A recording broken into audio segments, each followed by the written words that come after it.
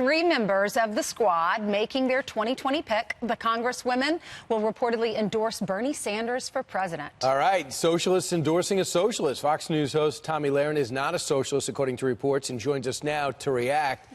Tomi, here she is. He's 3 weeks from a heart attack. The questions whether he was even going to be on stage or not, and now they get the endorsement. What's going on here? Yeah, well, I don't find it shocking, and if Bernie Sanders does, in fact, really covet this endorsement, I think that tells you everything you need to know about Bernie Sanders. The fact that we're in the place in this country where we take any of those 3 seriously, let alone elect them to office, is also appalling to me. But at the end of the day, this isn't shocking or important. We know that they were going to endorse Bernie Sanders. They're all socialists. The bigger problem here is that that is actually what's happening in an election for president of the United States. We've got part of the statement that Ilhan Omar has put out regarding her endorsement of Bernie Sanders. Bernie, she says, is leading a working-class movement to defeat Donald Trump that transcends generation, ethnicity, and geography. And it's why I believe Bernie Sanders is the best candidate to take on Donald Trump in 2020. But if you were watching the debate last night, Bernie Sanders, he didn't seem like he had the front-runner thing going anymore. It had been Joe Biden. Now it looks like Elizabeth Warren.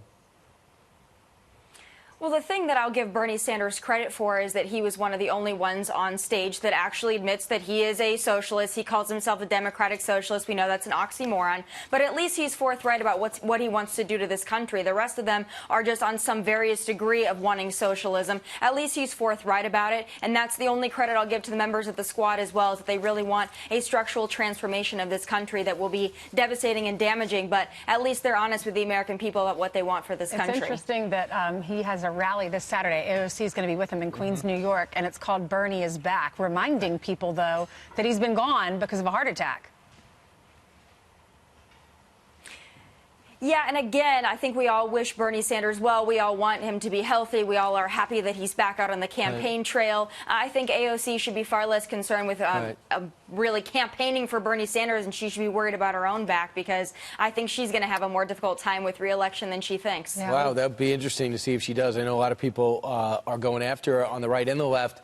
I also think it's interesting that Bernie Sanders, who embraces the Cuba societal system, as well as the Sandinistas in his past, now has these 3 in his corner. Meanwhile, your Fox Nation feature focuses on whom next? Well, it's streaming right now, and I sit down with the real Wolf of Wall Street, Jordan Belfort. If you'll recall, he's the one that inspired the movie The Wolf of Wall Street and is played by Leonardo DiCaprio. I sat down with him to get his take on all the madness of 2020.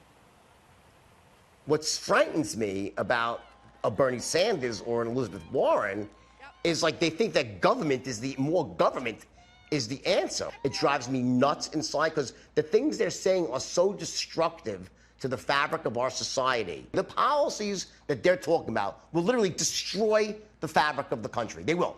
And I sincerely hope we recover from it. He sounds like, like many in Wall Street, he fears Elizabeth Warren.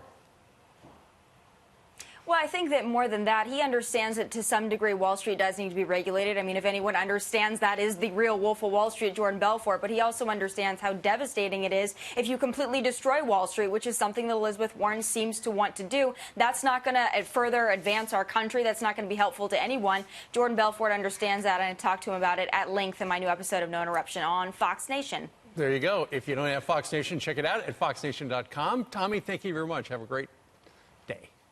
Thank you, Tomi.